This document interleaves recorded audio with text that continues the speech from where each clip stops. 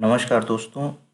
मध्य प्रदेश की जनजातियों के विषय में अभी तक हम लोग चर्चा कर रहे थे।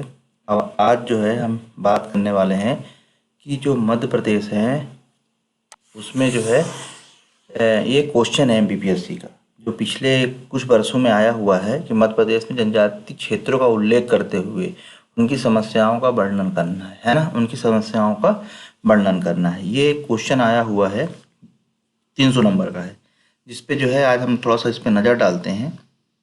ऐसा नहीं है कि केवल एमपीपीएससी मेंस के लिए है, इसमें बहुत सारे जो फैक्ट्स हैं वो फैक्ट्स प्री के लिए या दूसरे एग्ज़ाम के लिए भी इससे निकल के आ सकते हैं। तो चलिए देखते हैं। तो सबसे पहले प्रश्न देखते हैं कि मध्य प्रदेश के जनजातीय क्षेत्रों का उल्लेख करते हुए उनकी समस्याओं का, है ना, क्या है, उनकी समस्याओं का हमें क्या करना है, वर्णन करना है। अब क्योंकि सिलेबस चेंज हुआ है तो अब 300 शब्दों का ना होकर अब कितने शब्दों का हो गया है, 200 शब्दों का हो गया है। तो हमें 200 शब्दों में इसको लिखना है। तो सबसे पहले हम बता देते हैं इसकी डेफिनेशन। क्या बताते हैं डेफिनेशन की? वह मानव समुदाय जो एक निश्चित भूभाग में निवास करता है या निवास करती है और जिसका एक अलग संस्कृति, रीति रिवाज, खान पान व भाषा है। ठीक है, जो केवल अपने ही समुदाय में विवाह करते हैं जनजाति कहलाते हैं। ठीक है, ये जो लाइन है, 2 लाइन की जो मैंने पढ़ी है, इसमें क्लियर हो जाता है कि जनजाति है। कैसे? मतलब उनका निश्चित क्षेत्र है। देखिए, निश्चित क्षेत्र है जिसका एक अपनी संस्कृति है। देखिए उनकी, आप जो मैंने पिछले वीडियो पढ़ाया है उसमें उनकी सारी विशेषताएं, 11 जो पॉइंट्स लिए तो सारी विशेषताएं बताई, चाहे संस्कृति हो, खान पान हो, रहन सहन हो, पहनावा हो, सब बताया है। इसलिए ठीक है, तो अलग संस्कृति, रीति रिवाज, खान पान और भाषा है जो केवल अपने समुदाय में ही क्या करते हैं, विवाह करते हैं। इन्हें क्या कहते हैं, जनजाति कहते हैं या जनजाति कहलाते हैं। ये छोटा सा संदर्भ हो गया किसमें, जनजाति की जो समस्याएं हैं, जो ये प्रश्न है इसके अकॉर्डिंग। तो ये जो हमने बनाया है ये जनजाति कहलाते हैं। अब इसके बाद देखते हैं कि मध्य प्रदेश के में जो है बेसिकली 4 क्षेत्रों में हम इसे विभाजित कर सकते हैं। ठीक है, कौन कौन से क्षेत्र हैं? एक क्षेत्र है पश्चिमी क्षेत्र, पूर्वी क्षेत्र, उत्तरी क्षेत्र और दक्षिणी क्षेत्र। ठीक है, ये 4 क्षेत्र जो है हमने विभाजित किए हैं। बेसिकली क्या होता है, जब मेंस में हम लिखते हैं तो मेंस के लिए जो प्रेजेंटेशन होता है थोड़ा सा अगर ग्राफिकल हो तो बहुत अच्छा होता है।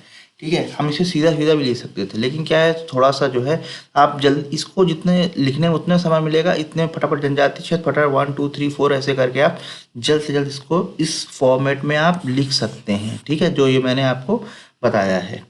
इसके बाद जो है, अब वो 4 क्षेत्र कौन से हैं? तो एक है पश्चिमी क्षेत्र। पश्चिमी क्षेत्र के अंदर कौन कौन सा आता है, आप थोड़ा सा रिकॉल कीजिए। पश्चिमी क्षेत्र यानी मालवा का पठार वाला क्षेत्र है। तो उसमें धार, झाबुआ, अलीराजपुर, खरगोन, बड़वानी जिले में कौन सी जनजाति पाई है? भील जनजाति पाई जाती है। हमें नंबर, हमें वो शब्द रखनी, मतलब शब्द जो है, शब्द सीमा और समय दोनों का ध्यान में रखते हुए उत्तर लिखना है। अगर हमने इन दोनों में से किसी को भी, एक को भी ऊपर नीचे किया तो फिर प्रॉब्लम है। प्रॉब्लम ये है कि हमारे पास क्योंकि समय लिमिटेड है और हमें और प्रश्न भी करने हैं, तो ना हम समय के बाहर जा सकते हैं ना शब्द सीमा के बाहर जा सकते हैं, है ना।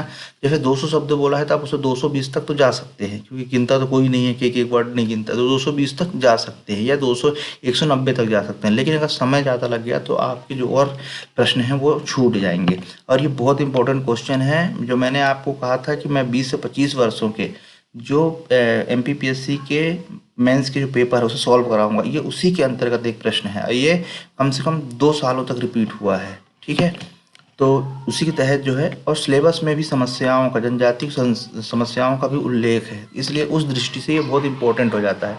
तो इसमें जो हम देखते हैं कि ये जो पश्चिमी क्षेत्र है, पश्चिमी क्षेत्र में धार, झाबुआ, अलीराजपुर, खरगोन, बड़वानी जिलों में जनजाति पाई जाती है। ठीक है, कौन सी जनजाति है? यह है भील जनजाति। इसके बाद जो पूर्वी क्षेत्र है, जो पूर्वी क्षेत्र है, पूर्वी क्षेत्र के अंतर्गत जो है, पूर्वी क्षेत्र के जो अंतर्गत है, इसके अंतर्गत आता है बालाघाट, मंडला, शहडोल। इन जिलों में बैगा जनजाति पाई जाती है। कौन सी जनजाति पाई जाती है? बैगा जनजाति पाई जाती है। हमेशा जैसे पूर्वी क्षेत्र आए तो आप लोग इस चीज़ को हमेशा ध्यान रखेंगे। इमेजिन कीजिए अपना मैप ऐसा कुछ है, मैं आपको यहाँ बना के थोड़ा सा बताता हूँ। ये ऐसा कुछ अपना मैप है। ठीक है, ये जो मैप है, तो मैं इस क्षेत्र की बात कर रहा हूँ।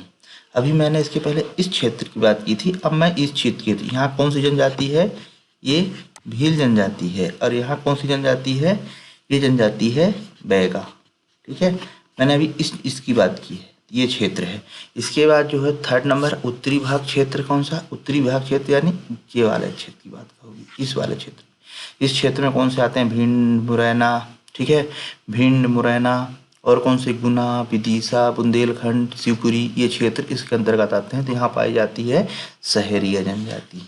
ठीक है, कौन सी जनजाति पाई जाती है? सहरिया जनजाति। दक्षिणी क्षेत्र की बात करते हैं। दक्षिणी क्षेत्र ये वाला क्षेत्र है ना, ये वाला क्षेत्र। इस क्षेत्र में जो है कौन सी जनजाति पाई जाती है? आप यहाँ पे मैप मेंशन कर सकते हैं, अगर आपको ऐसा लगता है ऊपर समय है तो ऐसा मैप आप बना सकते हैं फटाफट। ठीक है, तो इस क्षेत्र में पाई जाती है कोरकू जनजाति। कौन सी पाई जाती है? कोरकू जनजाति। आप मेरा पिछला वीडियो देख सकते हैं, उसमें सारी चीज़ें मैंने बताई है। तो इसमें क्या है? हरदा, होशंगाबाद, बैतूल, छिंदवाड़ा, खंडवा, ठीक है, यहाँ कुछ कुछ पाई जाती है, लेकिन खंडवा यहाँ पर जो है ये जनजाति कोरकू जनजाति पाई जाती है। ठीक है, इसके अतिरिक्त जो है गोंड जनजाति जो नर्मदा के दोनों किनारे और पाई जाती है। जैसे ये मान लीजिए ये नर्मदा नदी बह रही है, तो यहाँ और यहाँ पाई जाती है, जो सतपुड़ा का आसपास का क्षेत्र होता है। इसके बाद भारिया जनजाति जबलपुर, छिंदवाड़ा में पाई जाती है। छिंदवाड़ा के पातालपुर बहुत फेमस है, किसके लिए? भारिया जनजाति के लिए। ठीक है, इसके बाद अगरिया जनजाति जो मंडला और शहडोल में पाई जाती है। ठीक है, ये जनजाति हो गई। इसमें एक जनजाति और है पारधी जनजाति, जो बेसिकली जो है कहा जाता है कि ये शिकार के लिए बहुत फेमस है, आक्रामक होती है। तो ये जो पारधी जनजाति है ये सीहोर और रायसेन में पाई जाती है, इतना थोड़ा सा याद रखिएगा। ये अपना जो ये क्वेश्चन है कि उल्लेख करना है, इतना क्वेश्चन जो है हो गया। मुझे लगता है कि 100 शब्दों तक में तो ये हो ही जाना चाहिए, है ना, 100 शब्दों में ये हो जाना चाहिए। इसके बाद जो अगला जो अपना आता है कि जो अगली जो है वो जनजातियों की समस्याएं क्या है ना। तो जो इस जनजातियों की क्या समस्याएं हैं, तो थोड़ा सा हम खुद ही सोचते हैं कि आखिर जनजातियों की समस्या क्या है। तो सबसे पहले तो जनजातियां सुदूर क्षेत्र में रहती हैं। सुदूर क्षेत्र में रहती हैं मतलब बहुत दूर दराज क्षेत्र में रहती हैं। ठीक है, आप देखेंगे जंगलों में निवास करती है। अब कोई आदमी अगर जंगलों में निवास करेगा और शहर में जो चीज़ चल रही है उसे कैसे पता चलेगा? तो कहीं ना कहीं एक खाई तो बनेगी ही। और जो गैर जनजाति है, जनजाति क्षेत्र, इनमें आपस में कम्युनिकेशन नहीं हो पा रहा है। तो ये क्या हो रहा है? कहीं ना कहीं ये एक प्रकार की खाई बन रही है ना। उनके गैर जनजाति और जनजाति के बीच में जो है खाई बन रही है, जिससे एक जाति जो है पिछड़ापन होता जा रहा है। जो शहर में रह रहा है वो तो डेवलप हो रहा है, लेकिन जो सुदूर क्षेत्र में रह रहा है, रिमोट क्षेत्र में रह रहा है, वो तो कहीं ना कहीं जो है उसका डेवलप सब चीज़ जो है रुकता जा रहा है। तो इसमें से बहुत सारी मतलब जो है समस्याएं हैं। उनका संचार व्यवस्था ठीक नहीं है, मनोरंजन, शिक्षा, आर्थिक, ये सब चीज़ें जो है ये कहीं ना कहीं उनकी समस्या के क्षेत्र है। तो चलिए हम एक एक पॉइंट इसमें जो लेते हैं जो अपन को इसमें जो है लिखने का काम आएगा। तो पहला पॉइंट जो हमने लिया है वो लिया है कि जनजाति की सबसे बड़ी समस्या में मेन जो मूल समस्या है वो आर्थिक रूप से पिछड़ापन है। ठीक है, आर्थिक रूप से पिछड़ापन है, जिसके कारण वो संपूर्ण विकास उनका नहीं हो पाया है। इसी कारण वो ऋण और गरीबी के चक्कर में दिनों दिन फंसते चले जा रहे थे। भैया पिछड़ापन है तो क्या है? ऋण ले रहे हैं, ऋण ले रहे हैं, तो इसका परिणाम क्या हो रहा है? चुका नहीं पा रहे तो तस्करी, वैश्य जैसे कार्यों में क्या हो रहा है? लिप्त हो रहे हैं। ठीक है, तो पहला पॉइंट क्या हो गया? उनका आर्थिक रूप से पिछड़ापन, ये पहला, आर्थिक रूप से पिछड़ापन। दूसरा क्या है? जो गैर जनजाति लोग हैं उनके निवास क्षेत्रों में औद्योगिक गतिविधियाँ चलाने लगे हैं। जैसे मान लीजिए जंगल है, अब वहाँ पर क्या पेड़ कटाई हो रही है, या वहाँ पर कुछ हिल स्टेशन जैसा उसमें होटल ये सब चीज़ें बनाने की कोशिश की जा रही थी, जिससे उनको क्या है? एक भय का माहौल फील हो रहा है ना। क्योंकि जनजातियों का एक वो है कि वो नहीं चाहते कि बाहर के लोग हमारे यहाँ पर आएँ और वहाँ पर रहन सहन वो बिल्कुल बर्दाश्त नहीं करते। इसलिए उनमें क्या है? भय का एक माहौल भी होता है, कि ये भी समस्या है उनकी। इसके बाद जो तीसरा पॉइंट है उनका शिक्षित ना हो पाना।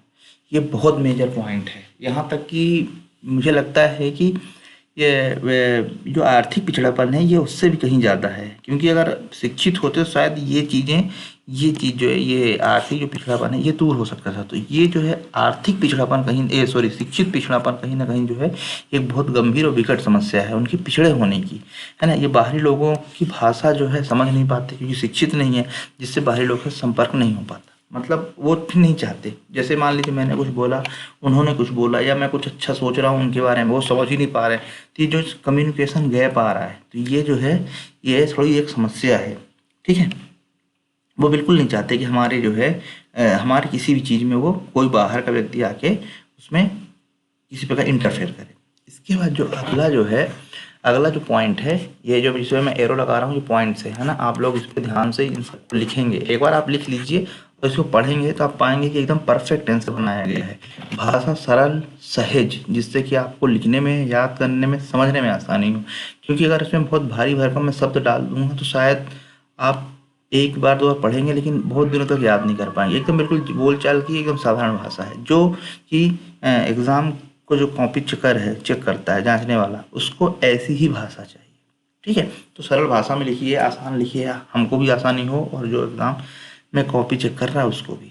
ठीक है, उसको आसानी इसलिए हो क्योंकि अगर उसको कहीं अगर किसी प्रकार का तनाव हुआ आपके कॉपी चेक करने में तो उसका असर आपके मार्क्स में पड़ेगा, ये 100%।